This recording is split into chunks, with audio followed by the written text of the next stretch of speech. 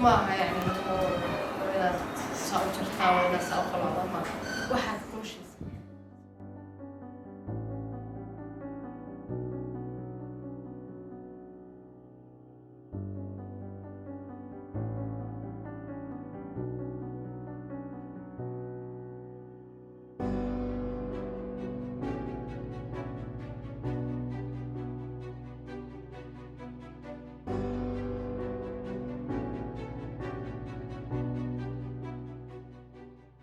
لكن إمك معلمينتي ما شاء الله يعني شقدون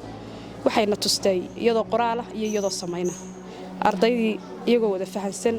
macallimiintii ma sha Allah isoo mar la soo jaan qaadnay waan wada fahanay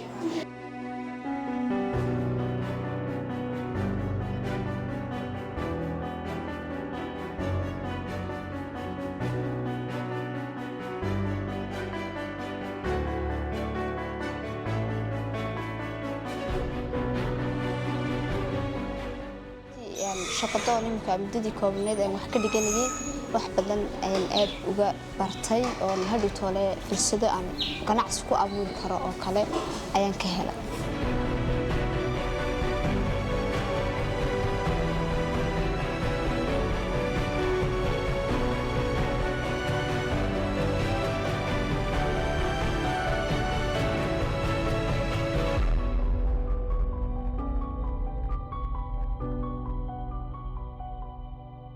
waxaan arkaa inay arday badan ka faa'iideyso anaga koow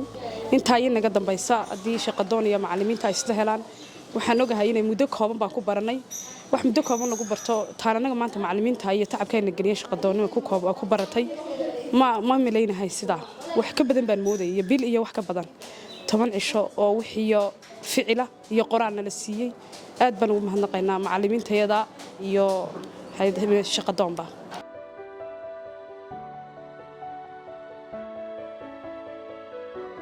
kana 5 gram oo فينيلا waxa ay macnaheedu tahay فينيلا waxba ayadu ma samayso waxa ay samaysaa bas waa udgoon kaliyata inay caraf kaliyata idin samayso shay kasta oo aad فينيلada ku darayso halka inagu heel kaga daro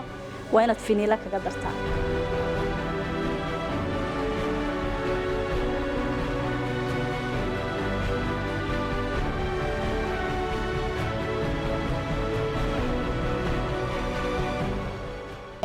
toobad waxa ka meel haysan qaabka loo sameeyo oo kale